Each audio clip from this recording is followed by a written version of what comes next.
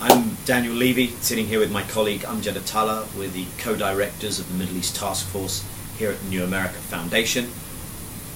And we're sitting here in anticipation of the visit in the coming days of Israeli Prime Minister Benjamin Netanyahu, and following that of the Palestinian President in the Palestinian Authority in the West Bank, Mahmoud Abbas, and the Egyptian President, Hosni Mubarak. We're going to be, in the next couple of minutes, looking ahead to what are the expectations of that. The first one being this idea that there's going to be a grand showdown. Do you want to comment on that? Well, I think anybody who expects that there's going to be a showdown is going to be disappointed. As a general rule, that's not why world leaders meet. They don't meet so that they can have their disagreements in front of each other and have a public spat. And I don't think that if that happened, it would only be because the Israelis horribly and severely miscalculated the visit, and I don't think that that's going to happen.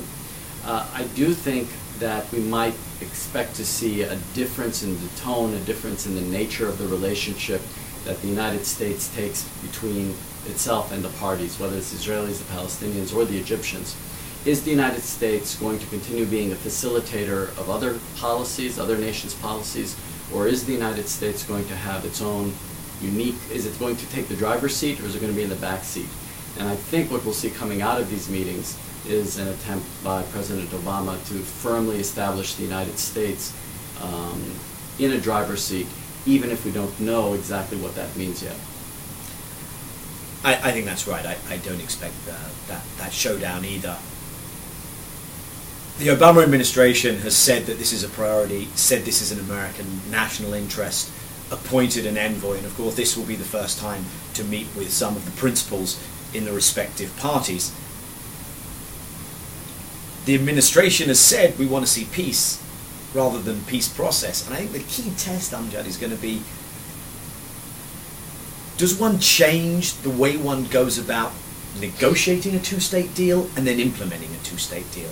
And I think that the process that one has been locked into for the Bush years, and in some ways before the Bush years, was that everything relied on the parties bilaterally negotiating. One of the changes I'd be looking for is not to see the president put his arms around Mr. Netanyahu and Mr. Abbas and say, you guys have got to start talking to each other. In a way, a bit like he did with the Pakistani and Afghanistani leaders, Zardari and Karzai, but to say, we recognize that this is really difficult for you. We're going to have to drive this process. We'll talk to the Israelis, we'll talk to the Palestinians. If you want to talk to each other, that's great, but we're going to have back-to-back conversations with you. And when it comes to implementation, the key thing to look out for is, do we get off of this page where you magically build Palestinian capacity while the occupation's still in place, and that is your bar before you can have a Palestinian state? And if we acknowledge that the Palestinian state will initially not have all that capacity, will need international help, and you can give answers to Israel and its security concerns through an international role. If we see those two changes, The Guardian has a phenomenal piece by Jonathan Friedland today, where he says it's not going to be enough if President Obama is Obama on the outside, more tough, more forthcoming, but Bush on the inside. And I think not being Bush on the inside will be addressing those two issues. I think that the hardest thing for the administration is going to be that it's been on the previous administration had the process in a particular way. It was driving down the highway at high speeds in the wrong direction, and the administration is attempting to make corrections to that, but they're not prepared to make a U-turn just yet. And the question is, are we going to get to where the administration has set for itself as the goal, which is peace between Israel and all 22 Arab states, or not? And that's what's at stake here. So actually there's a lot at stake. And getting it wrong at the outset is not only going to waste time, but it may actually prejudice the ultimate outcome. Because the alternative to your U-turn is to get stuck in a cul-de-sac.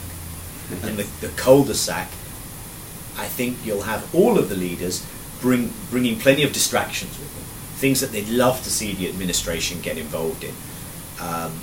Benjamin Netanyahu will certainly come with ideas of economics first, things like this, which I think will not get us anywhere towards two states, but could take up a lot of time and oxygen. And to paraphrase Groucho Marx, I think he'll come with a, here are my pretexts for not making progress, but if you don't like these, I have others.